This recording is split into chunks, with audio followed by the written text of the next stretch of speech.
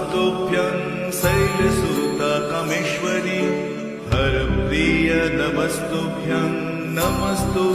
दयानिधे भुवनेश्वरि भवतारिणी मङ्गलमोक्षप्रदायिनी कामनसिद्धकामेश्वरी शक्तिशैलसमन्विता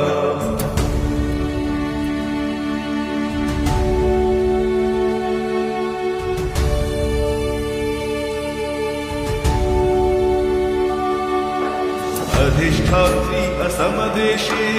आवाहयामि सुसर्वदा सिद्धक्षेत्र नीलाञ्चले शक्तिपीठ प्रतिष्ठिता